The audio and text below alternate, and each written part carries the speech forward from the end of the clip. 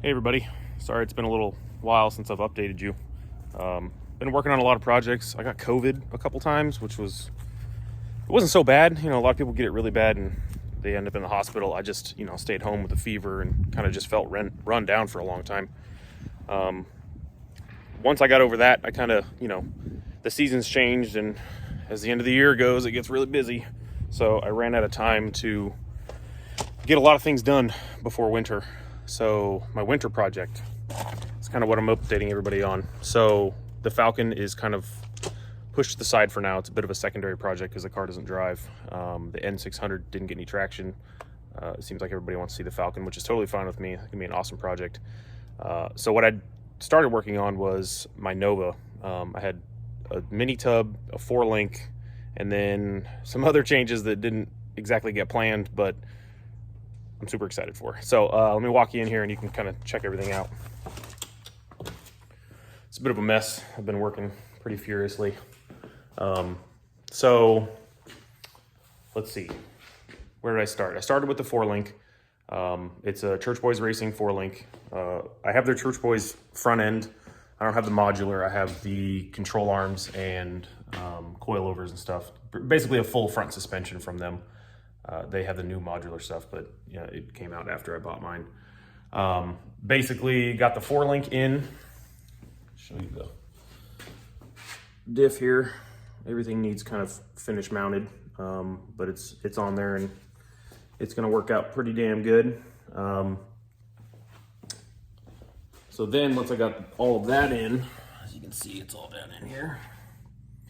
I got the tubs in the way. So once I got that done, I knew I could take the springs out. Once the springs were out, I said, all right, it's time to do the mini tub. So cut this giant hole. I got one, well, half of one done at this point. The other one is still pending, but should go pretty quick now that I know what I'm doing.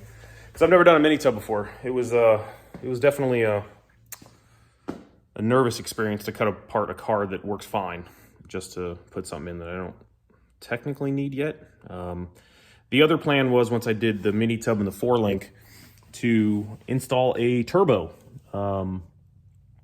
And I didn't really want to cut up the front end because I was pretty happy with how everything was laid out in the engine bay. So the thought was I was going to go remote mount. So I bought the Amazon Special GT45, which you can see right there.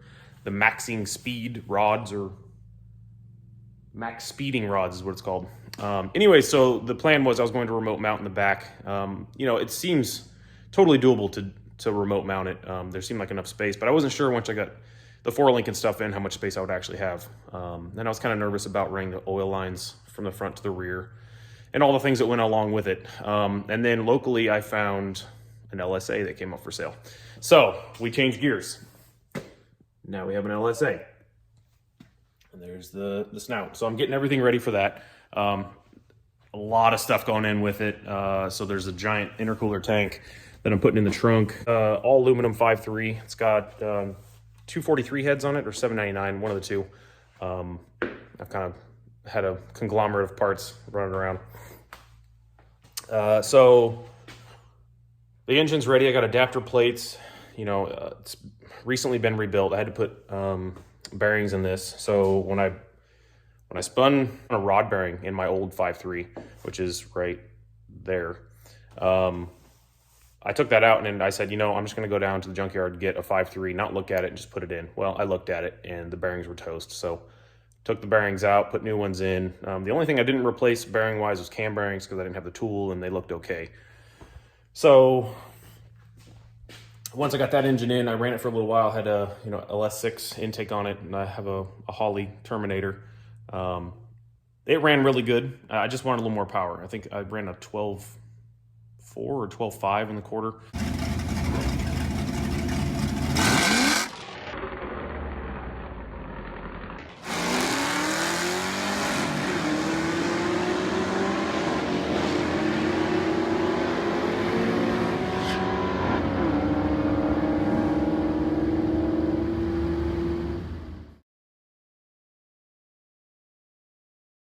And it was perfect, perfect launch, perfect traction. And it's just as fast as the car was going to go.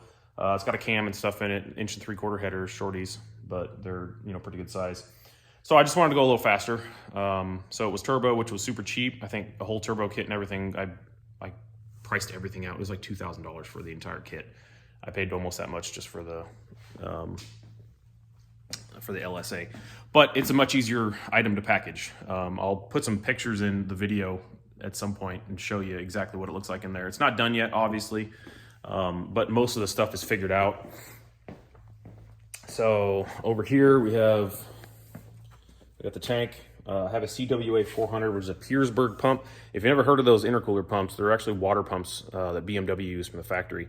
Amazing flow from those things, and I'm going to use the pulse width modulation off the Terminator to control it so it's not running 100% all the time. I put dual pumps in the Nova, so it's running two 340s.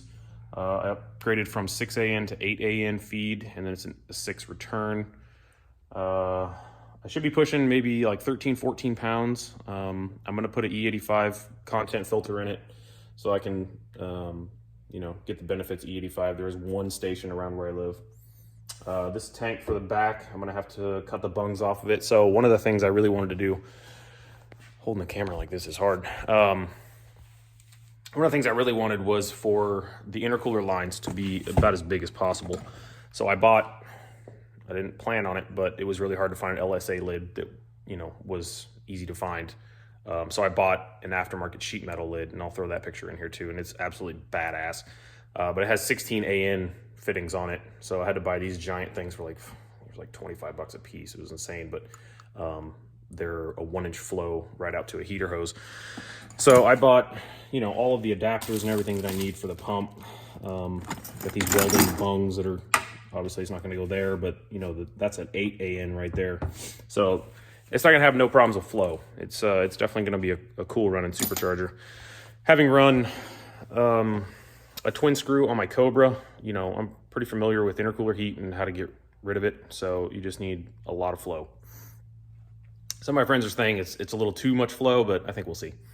So anyways, the entire car is basically getting rebuilt except for the front end. So the rear end's getting a new suspension, getting tubs. I got to find wheels. It's getting a new fuel system, new intake. I mean, it's a hell of a lot of work. It is currently February 13th, day before my birthday. It's Super Bowl Sunday.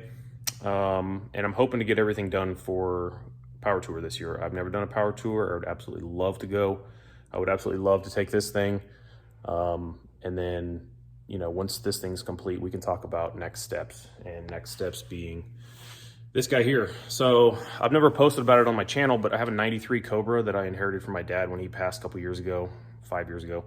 I think I want to put the Coyote in that. This is a Gen 1. I don't want to boost the Cobra once it has a Coyote in it. I think 450 horse is plenty for that car. I don't want to cut the car up. I want the car to stay about as stock body-wise as possible. It does have a Dart, I think it's a 331 at this point. It was 30 over. But it's a fully forged short block, but the upper end is like stock Cobra. So my dad had to rebuild it at one point. He had a Vortec on it. It ran really high intake temperatures. The one time he got to take it out to the track, and it scorched like 4 out of the 8 pistons. So right after he got it built, he took it down, had it rebuilt, but he had to sell the parts to fund the rebuild. So he just put it back to stock Cobra. It runs. It's a great car. I'll put a picture of it here. And when he passed, he had just got the car completed. So I'm super thankful that, you know, I at least have the car to drive. But it needs a little more power. And as much as I'd love to build a 302, I really, that engine's, it would be happy at 1,000 horse all day long. And the Cobra's never going to get that much power. It's just, you can't fit the packaging for anything in there with a 302. I mean, if you could fit like a blower or something on it, that'd be one thing, but you can't fit a blower on a 302. There's really no good kits for it. You got that damn distributor in the way. So I think going Coyote is going to be the best bet. Sorry, it's super cold in here. So I'm going to have to get another Coyote for the Falcon, which kind of pushes a lot of projects down in the timeline. But things are going to start happening. So once I get the Nova done and, you know, driving on the road, it's going to be time for the next project. I know I talked about it before, but there's a CBR 1000 engine for the Honda. I'll put a picture of the Honda up in case you didn't know. An old Honda N600. Be rear wheel drive, front engined, and still sequential. There's basically a how-to online on how to do it. A dude already did it. I'll probably link the video of the car that I'm trying to emulate in the description. I want that car to just drive around. I mean, I work here locally. I don't have a real big commute, so it'll be the perfect little fart around car. So a lot of projects, a lot of things I want to do. You know, the Cobra is definitely going to be a big one. It'd probably be the easiest out of all of these though, once the Nova's done. I mean, cause that's a ton of like fab work and, you know, just ins and outs. The Cobra would be the next project because that would be the next easiest to complete. After that, if I have the money, we'll go with the Falcon. And if I don't, it probably would be the Honda because that might be the cheapest as well. I did go buy a tubing bender, so I want to start doing roll cages and, you know, things that I haven't been able to fab in the past. Got a press, so I'm gonna get a brake, you know, all the other tools and stuff that I need to really get this going. So stay tuned. Got a lot of things I want to do. Recording them does take a little extra time, I know that, but I do want to do it. So here we go. Thanks for watching.